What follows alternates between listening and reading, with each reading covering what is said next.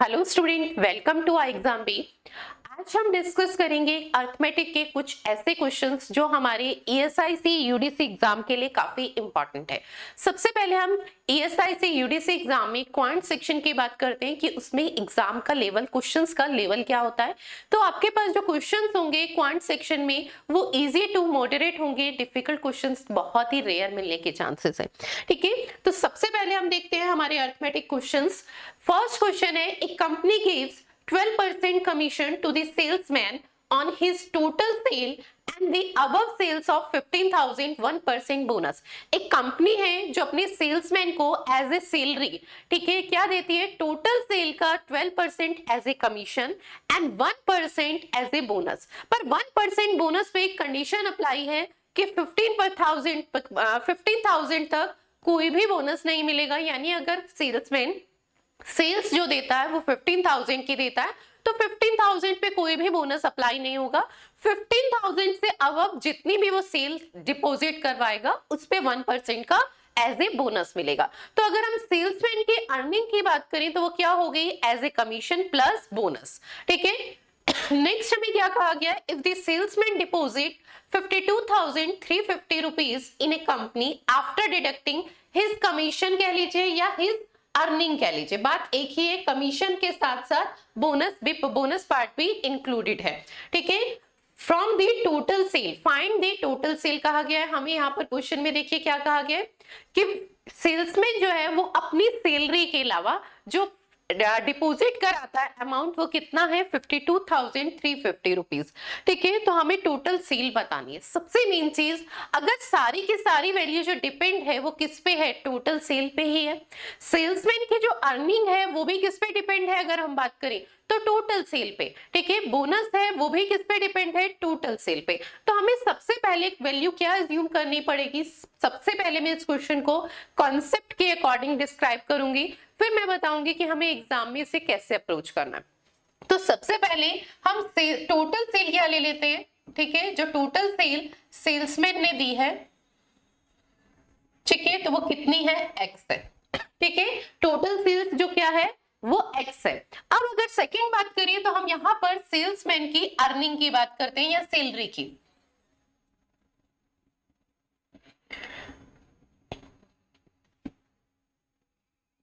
Salary कह लीजिए या अर्निंग कह लीजिए। ठीक है, तो सेल्समैन की जो सैलरी है वो क्या है, टोटल सेल का 12% कमीशन। ठीक है, टोटल सेल का 12% as a commission. Total sale हमने कितनी एज्यूम की है, एक्स, उसका 12% क्या है, उसे एज ए कमीशन मिल रहा है। फिर उसके साथ साथ बोनस पार्ट भी है, पर वो बोनस पार्ट के लिए क्या कंडीशन अप्लाई हो रही है कि 15,000 पे कोई भी बोनस नहीं मिलेगा। यानी टोटल सेल हमारी एक्स है, उसमें से 15,000 पे तो बोनस नहीं अप्लाई होगा। यानी मैंने उसमें से क्या डिडक्ट कर दिया, टोटल सेल में से 15,000 डिडक्ट कर दिए, तो जो रिमेनिंग अमाउंट होगा उस पे क्या है, एज ए 1% का बोनस है। ये हमारे पास टोटल क्या बनती है, तो ये टोटल सेल्समैन की क्या है, सैलरी है। ठीक है, अब हमें नेक्स्ट लाइन क्या कही गई है कि वो पर्सन सेल्समैन जो है वो अपनी सैलरी को डिडक्ट करके रिमेनिंग अमाउंट क्या है, डिपॉजिट करा देता है कंपनी में। तो अगर हम बात करें टोटल सेल कितनी थी, एक्स, उसमें से वो क्या डिडक्ट करके सबमिट करवा रहा है, अपनी अर्निंग। और उसकी अर्निंग क्या है, हमने अभी फाइंड कर लिया है। ठीक है, वो क्या है, टोटल सेल का 12% as a commission and condition apply के साथ 1% बोनस। ठीक है, तो इस वैल्यू को हम इसमें से डिडक्ट कर देंगे। पहले मैं इसी वैल्यू को यहाँ पर सिंप्लीफाई कर देती हूँ। तो ये x का 12% और जब हम इसे अंदर मल्टीप्लाई करेंगे तो x का 1%, तो डायरेक्टली हम इस वैल्यू को लिख सकते हैं x का, यानी टोटल सेल का 13%। ठीक है, एंड 15,000 का जब हम 1% फाइंड करेंगे, ठीक है, तो 00 से 00 कैंसिल, तो कितना आ जाएगा यहाँ पर 150। तो यानी यहाँ पर मैं इस वैल्यू को डायरेक्ट लिख सकती हूँ, x का 13%, ठीक है, एंड माइनस 150। इसकी मैंने सिंप्लीफाई फॉर्म ले ली है। ठीक है, टोटल सेल्समैन की जो सैलरी थी इसकी सिंप्लीफाई फॉर्म कन्वर्ट करके ले लिए, तो वो आपके पास ये है। ठीक है, यानी अगर हम टोटल सेल में से सेल्समैन की अर्निंग को, ठीक है, डिडक्ट कर देते हैं तो वो डिपॉजिट अमाउंट कितना है, वो अमाउंट है 52,350 रुपीज। ठीक है, कितना अमाउंट है वो 52,050 रुपीज। ठीक है, तो अब हम यहां से इसे सिंप्लीफाई कर लेंगे, ये माइनस एंड माइनस प्लस होगा और जब इक्वल के इस साइड जाएगा तो क्या होगा, माइनस होगा। ठीक है, तो ये वैल्यू कितनी आ जाएगी 52,200। ठीक है, जब इसमें 52,350 में से 150 डिडक्ट करेंगे तो 52,200 हो जाएगा, और x में से x का 13% में डिडक्ट करती हूँ तो क्या आएगा, x का 87%।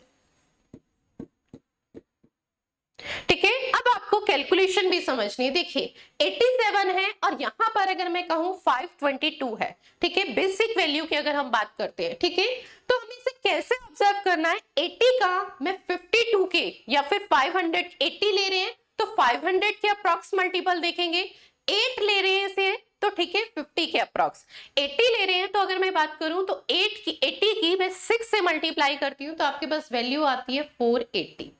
80 की किससे मल्टीप्लाई करूं, किससे, 6 से, तो कितना आएगा 480।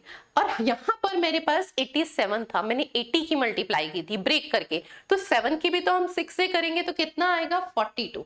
तो आपके सामने वैल्यू है, ये इसका डायरेक्टली कंप्लीट 6 मल्टीपल है।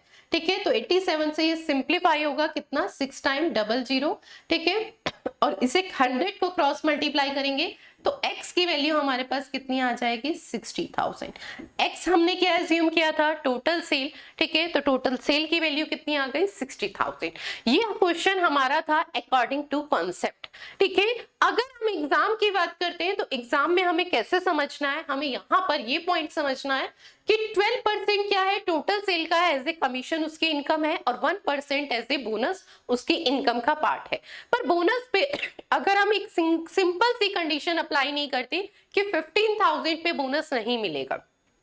ठीक है, तो हमें ये चीज समझनी है कि 15,000 पे बोनस नहीं मिलेगा, ये जो कंडीशन है इसे अगर हम रिमूव कर देते हैं तो उसकी इनकम क्या हो जाएगी, टोटल सेल का डायरेक्ट 13% हो जाएगी। जो कंडीशन है 15,000 पे कोई भी बोनस नहीं मिलेगा, इस पार्ट को अगर हम रिमूव कर देते हैं तो टोटल सेल का 13% क्या होगी, ऐसे उसकी इनकम। अब अगर हम बात करें, हमने इस पार्ट को रिमूव किया है, इस चीज को भी ध्यान रखेंगे, ऐसा नहीं कि रिमूव करके हम भूल जाएं, उसका भी कहीं ना कहीं इन्वॉल्वमेंट होगा। अब हमें यहाँ पे बताया गया था कि सेल्समैन ने जो रिमेनिंग अमाउंट डिपॉजिट करवाया वो अपनी अर्निंग को डिडक्ट करके, अर्निंग अब उसकी कितनी हो गई है 13% टोटल सेल का, तो यानी जो उसने अमाउंट डिपॉजिट करवाया होगा वो कितना होगा 87% होगा। ठीक है, उसकी अर्निंग कितनी है 13%, तो रिमेनिंग अमाउंट उसने जो डिपॉजिट कराया होगा वो कितना होगा 87%। पर इस अमाउंट में एक चीज अगर हम बात करें तो जो 15,000 वाली कैलकुलेशन है वो भी इंक्लूडेड है, यानी उसे हम क्या कर देंगे, यहां से डिडक्ट कर देंगे। तो डायरेक्टली हमें क्या करना था, 52,350 में से 15,000 का 1% 150 होता है, 150 डिडक्ट करके इसे किसके इक्वल लिख लेना था, टोटल सेल के 87% की। पर ये तब कर पाएंगे जब हमें कॉन्सेप्ट क्लियर होगा। ठीक है, तो इसीलिए मैंने पहले क्या एक्सप्लेन किया आपको, कॉन्सेप्ट। चलिए नेक्स्ट क्वेश्चन देखते हैं। नेक्स्ट क्वेश्चन है the ratio of expenditure of person on a food rent and other things are 2:3:5। ठीक है, एक पर्सन है जिसके एक्सपेंस का रेशियो डिफाइन किया गया और उस रेशियो को किसके रिस्पेक्ट में, जो उसका एक्सपेंस है ना डिफरेंट उस पे, फर्स्ट अगर हमें किस पे बताया गया है, फूड पे। ठीक है, सेकंड हमें किस पे बताया गया है, रेंट पे, एंड थर्ड हमें अदर थिंग्स पे। ठीक है, तो वो कितना है 2:3:5 है। यहां पर जब भी हमें वैल्यू एज्यूम करनी होती है तो हमें हमेशा वैल्यू पे ही डिपेंड करके उसे समझना है कि हमें वैल्यू किस टाइप से एज्यूम करनी है। अगर मैं इन रेशियो का सम करूं ना तो इन रेशियो का सम आपके पास कितना बन रहा है 10। अगर यही सम 10 नहीं होता तो हम इन्हें 100 के फॉर्म्स में एज्यूम करते, पर ये 10 था तो मैं यहां से ये ले सकती हूँ कि फूड कितना है, फूड पे जो एक्सपेंस है वो कितना है 20 यूनिट। पर ये तब ले सकते हैं, हमें ये चीज समझनी है जब हम इसके अकॉर्डिंग, ठीक है, अगर मैं फूड पे जो एक्सपेंस है 20 यूनिट लेती हूँ तो इसी अकॉर्डिंग रेंट पे कितना हो जाएगा 30। रीजन मैंने किससे मल्टीप्लाई किया, रेशियो को 10 से, तो सिमिलर से ही होगी हर वैल्यू पे। तो अदर्स थिंग पे कितना आ गया 50। तो टोटल एक्सपेंस की अगर मैं बात करूं तो टोटल एक्सपेंस हमारा इसके अकॉर्डिंग कितना बनता है 100 यूनिट। और 100 यूनिट अगर हमारा टोटल एक्सपेंस बन रहा है ना तो हमारी कैलकुलेशन कहीं ना कहीं इजी हो जाएगी। हमें हमेशा वैल्यू पे डिपेंड करके वैल्यू को एज्यूम करना है।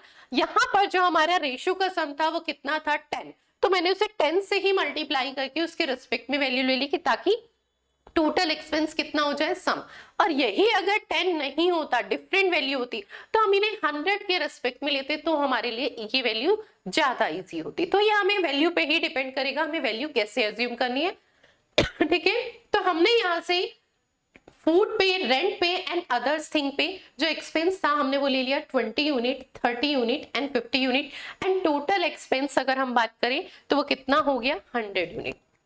ठीक है, टोटल एक्सपेंस की वैल्यू कितनी आ गई 100 यूनिट। अब 100 से कंपैरिजन करना, ठीक है, हमारे लिए क्या होता है इजी। अब नेक्स्ट लाइन क्या कही गई है, there is an increase his expenditure is 20%, 30% and 10% respectively. ठीक है, इन तीनों पे जो एक्सपेंस था ना वो एक्सपेंस में इंक्रीमेंट हुआ है, कितने का है, तो फर्स्ट में 20% का। ठीक है, फूड पे कितने का है 20% का है। ठीक है, रेंट पे अगर हम बात करें तो वो 30% का है, एंड रेंट अदर थिंग पे बात करें तो वो 10%। तो हमसे क्वेश्चन पूछा गया है, so how much percentage increase his expenditure. हमसे ये कहा गया है कि एक्सपेंडिचर में कितने परसेंट का इंक्रीमेंट हुआ।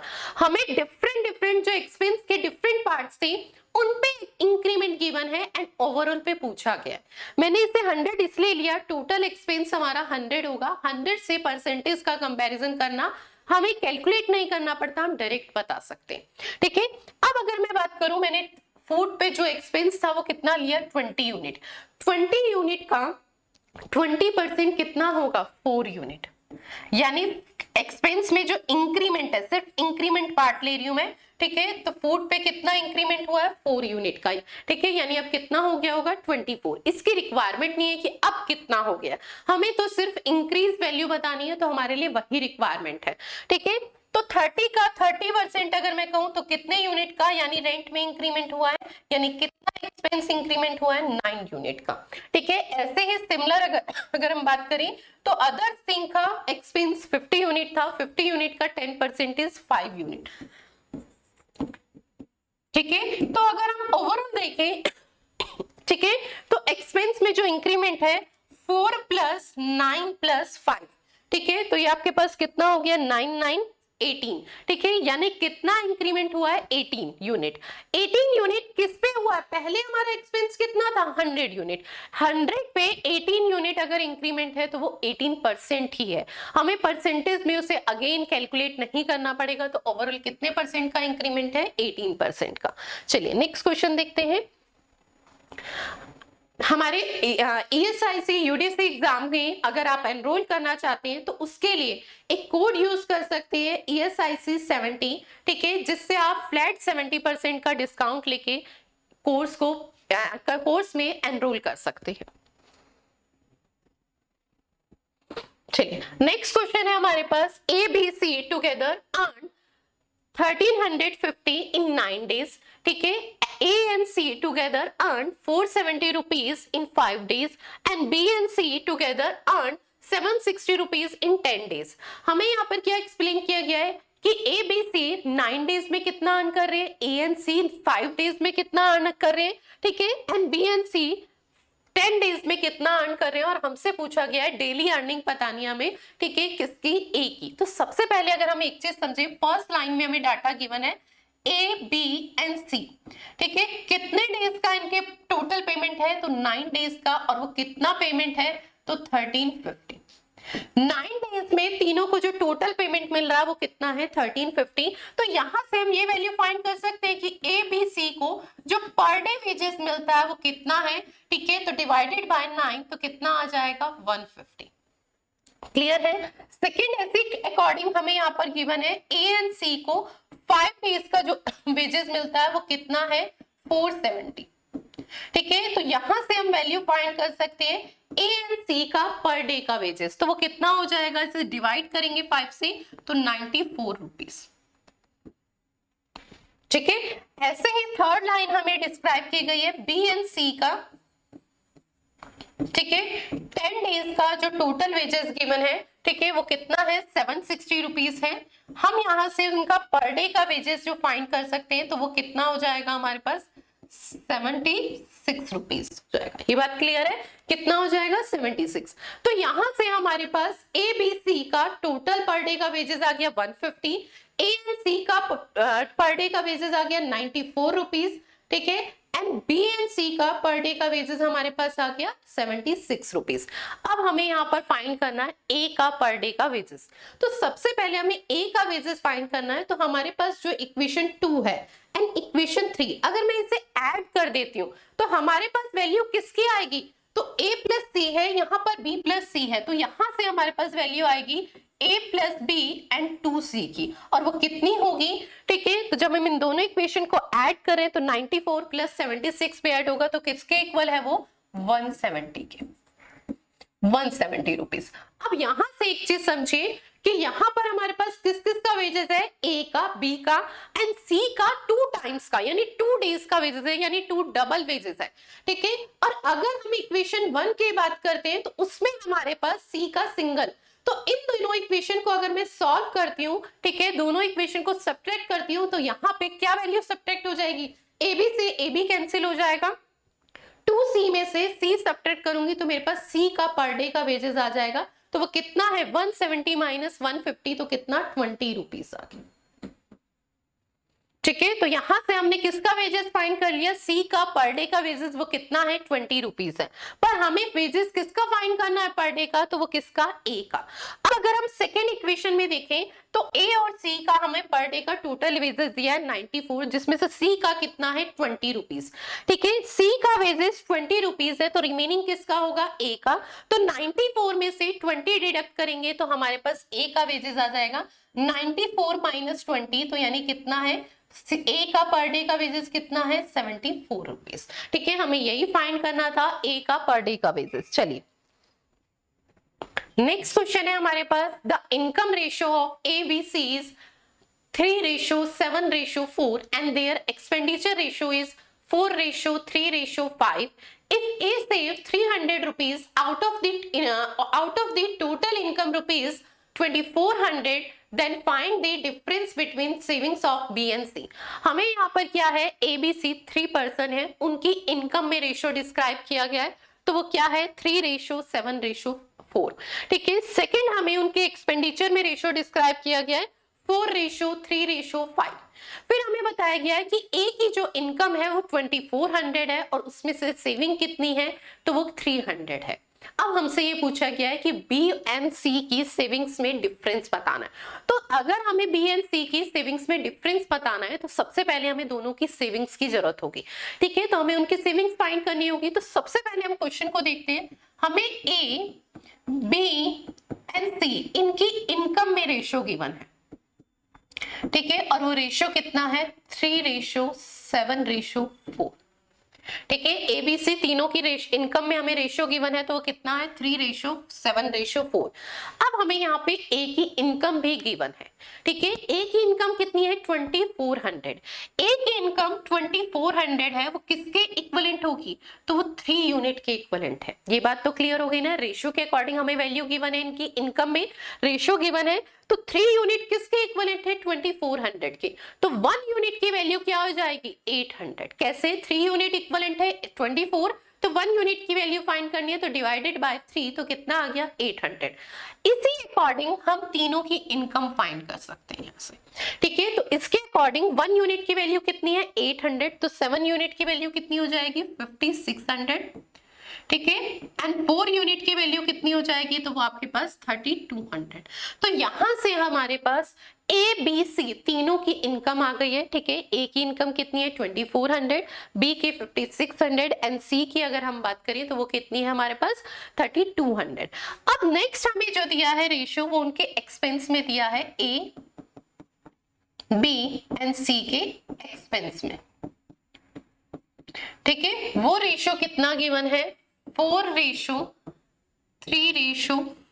एक चीज समझनी है, ए की जो इनकम थी वो कितनी थी? 2400, ठीक है, ए की इनकम कितनी थी 2400, ए की सेविंग्स कितनी है 300, तो ए का एक्सपेंस कितना होगा।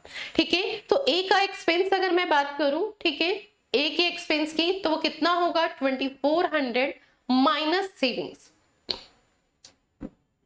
इनकम किससे मिलकर बनती है, एक्सपेंस प्लस सेविंग। ठीक है, सेविंग्स कितनी है 300, तो यानी जाहिर सी बात है यहां से एक्सपेंस आ जाएगा 2100। अब अगर हम यहां से देखें तो हमारे पास इनके एक्सपेंस में रेशियो गिवन है 4:3:2, सॉरी 3:5। 4 यूनिट की वैल्यू, इसका मतलब हमारे पास कितनी है, ए का एक्सपेंस हमने फाइंड कर लिया, वो कितना है 2100। 4 यूनिट इक्वलेंट 2100, तो 1 यूनिट की वैल्यू क्या हो जाएगी, 2100 को हम 4 से डिवाइड करेंगे तो 525 रुपीज। 1 यूनिट की वैल्यू कितनी हो जाएगी 525। तो यहां से हम 3 यूनिट की वैल्यू फाइंड कर लेंगे।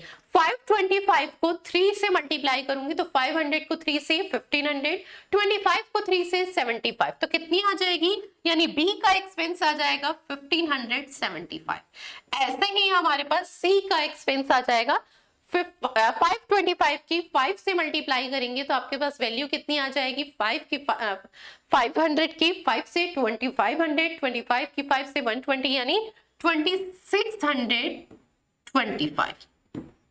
ठीक है, तो यहां से हमारे पास तीनों का एक्सपेंस भी आ गया। अब हमसे पूछा गया है कि बी एंड सी की सेविंग्स में डिफरेंस बताना है। ठीक है, तो सबसे पहले बी एंड सी की सेविंग्स फाइंड करनी होगी। तो सबसे पहले हम बी की सेविंग्स की बात करें तो बी की सेविंग्स कितनी होगी 5600 माइनस 1575। अब अगर मैं इसे 1600 ही ले लेती हूँ तो 5600 में से 1600 माइनस करती हूँ तो आपके पास ये वैल्यू कितनी आ जाएगी 4000। पर यहाँ पे हम इसे 25 कम एस में से सब्ट्रैक्ट करें तो वो 25 ऐड हो जाएगा, यानी 4025। यानी बी की सेविंग्स कितनी आ गई 4025। ऐसे ही हम सी की सेविंग्स फाइंड कर लेंगे। ठीक है, तो वो कितनी होगी 3200 माइनस 2625। ठीक है, अब अगर हम बात करें तो 32 में से मैं 26 सब्ट्रैक्ट करती हूँ। ठीक है, 32 में से 26 सब्ट्रैक्ट करती हूँ तो कितना आएगा 600, पर 25 और एक्स्ट्रा करना है तो यानी 575। तो यहां से हमारे पास बी की सेविंग्स आ गई एंड सी की सेविंग्स आ गई। अब हमें इसमें डिफरेंस बताना था। 4025 में से 575 सब्ट्रैक्ट करना है। 4000 में से पहले हम क्या सब्ट्रैक्ट कर देते हैं 500, तो हमारे पास वैल्यू आएगी 35। ठीक है, फिर हमें 75 और ऐड सब्ट्रैक्ट करना है तो 25 से तो ये हो गया 50 और रिमेनिंग, यानी 3450। तो बी एंड सी की सेविंग्स में जो डिफरेंस है वो डिफरेंस कितना होगा 3450। ठीक है, हमें यही फाइंड करना था, हमें बताना था बी एंड सी की सेविंग्स में डिफरेंस, तो वो कितना है 3450। चलिए नेक्स्ट क्वेश्चन देखते हैं। A man sells an article 5% above the cost price। एक पर्सन है जो अपने आर्टिकल को कॉस्ट प्राइस से 5% अबव पे सेल करता है। तो सबसे पहले हम आर्टिकल का कॉस्ट प्राइस कितना लेते हैं, हमेशा 100 यूनिट। ठीक है, यानी उस आर्टिकल का कॉस्ट प्राइस कितना था 100 यूनिट। वो उसे कितने पे सेल कर रहा था, तो 5% अबव पे। तो यानी कितने पे सेल कर रहा होगा, 100 का 5% इज 5, यानी सेलिंग प्राइस उस आर्टिकल का कितना होगा, तो उस आर्टिकल का सेलिंग प्राइस 105 यूनिट होगा। ठीक है, नेक्स्ट क्या कहा गया है, if we had bought it 5% less. अगर उसने उस आर्टिकल को 5% कम में परचेज किया होता। पहले उस आर्टिकल का कॉस्ट प्राइस फर्स्ट कंडीशन के अकॉर्डिंग क्या था 100 यूनिट। अब वो क्या कहता है, उसी आर्टिकल को, ठीक है, अगर उसने 5% कम पे परचेज किया होता, यानी अब उस आर्टिकल का कॉस्ट प्राइस उस शॉपकीपर के लिए क्या है, तो इससे 5% लेस, 100 से 100 का 5% इज 5।